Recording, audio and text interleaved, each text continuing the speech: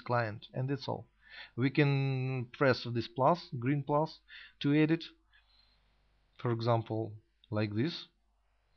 So you can see that this application has been added, and I can remove it just with a similar action, this red minus, and that's all. You can see that it has disappeared. Exactly the same logic of user assignment is used here. For example, there is the users portal users section where you create users, and after the successful creation you can go to this client details page and just add that user, that newly created user, to this client, and that's all. For example, we can I don't know, test2pelisend.com, for example. We can add this user to this client, but maybe I can attract your attention to this search form, that for example this list of users might be rather long, and if you know a part of his email, you can just quickly type in this part. For example, you know the PE, you press find, and you can see that only this user is displayed. I mean, we can see all the users that whose emails contain the PE, and that's all. So anyway, it doesn't actually matter right now. So as far as we can see the user in this list, the ones that are not yet assigned to this client, we can select each of them and just press this plus, and that's all. That's okay. So we just go to the end of this list and we can see that test2pelisend.com has been added, and that's all. Again, there is it's extremely easy to unassign this user back from this client by pressing this red minus. This is actually the same like unassigning an application from this client, just the same minus. Continuing the topic of the user roles assignment within this client, you can see this icon, manage user roles indeed. So if I press this icon against this user, I just can see the user roles to certain applications within this client. So it means that this pop-up shows us all the roles of all the applications assigned to this client, and we can mark any of these roles. For example, admin role to feed importer application, MBT user role to MBT claims application. You can see that I have checked it, and maybe that's all. We can press save, and right now let's check that our user has these two roles assigned. Yes, really. So we can see that admin role for feed importer application is assigned, and the same thing for MBT role, MBT user role to MBT claims application is also saved. So okay.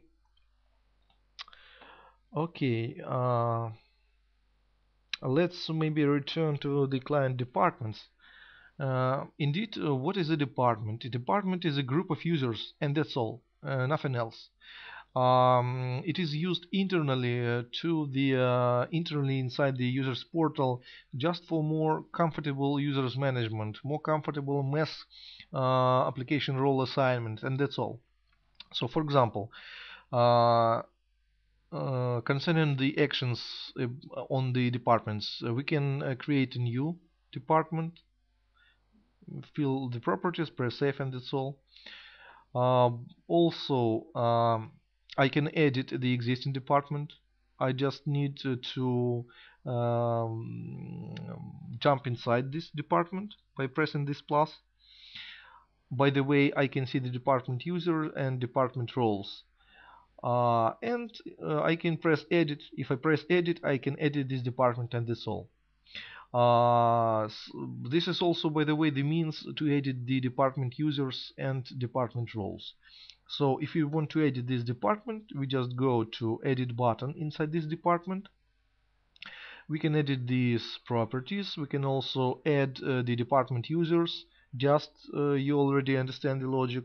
These users are added out of the client users that are not yet assigned to this department, and that's all.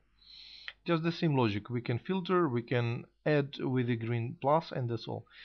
Also, we can unassign users, unassign these clients users from this department by pressing these red minuses.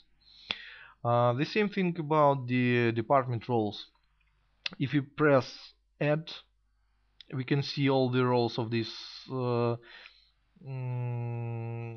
these clients applications, and actually we can add any of these roles to these applications to this department. So what is the logic? Why should we do this? The logic is the following. If, for example, this department has a list of users, for example, 1,000 of users, and we want to assign a certain role to a certain application to all of these users. So this is the logic. We have two ways. Either we go separately per user and assign such a role to him separately by hands, or we just go to this department. We have all these users assigned to this department, and we just add such a role to this department, and that's all. After we add a role to this department, all of the users get this role assigned also. So this is done only just for comfortable roles management. Okay, let me think. So we were talking about the client details. So we have discussed the client departments management, client departments logic, client departments users and roles. We also have discussed the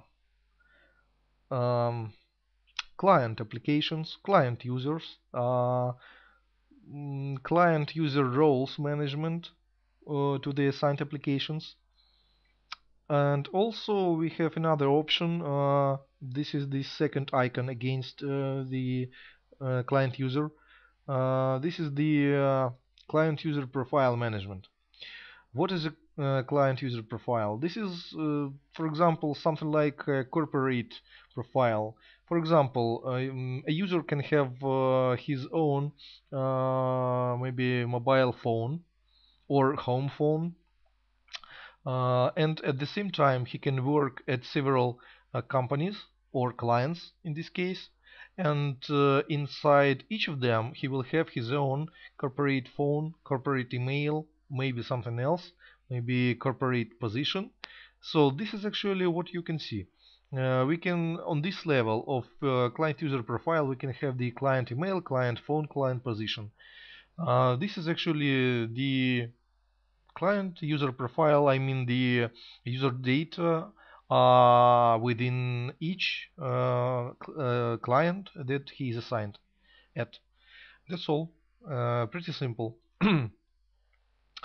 So let me think. So we have discussed the admins, users, projects, and the clients. So the only thing left is the admins activity section. What it is indeed.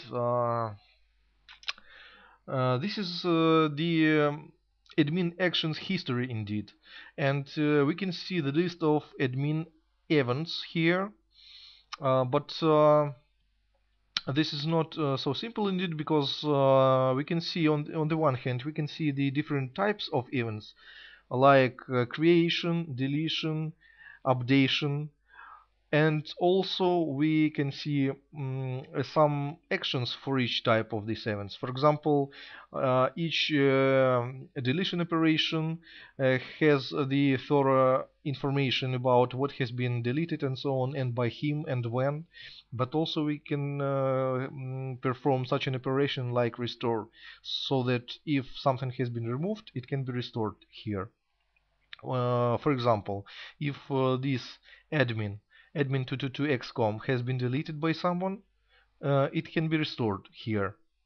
Uh, this is concerning the removal, but if we are talking about mm, for example, edit events, we can see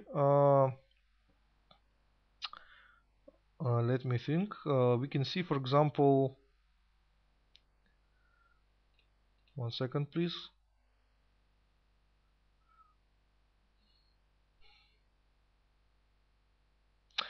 I don't know, for example, let's take a look at this edit event. For example, permission manage all maps for project feed importer has been updated by a certain admin. But what exactly has been updated? Let's take a look inside these changes.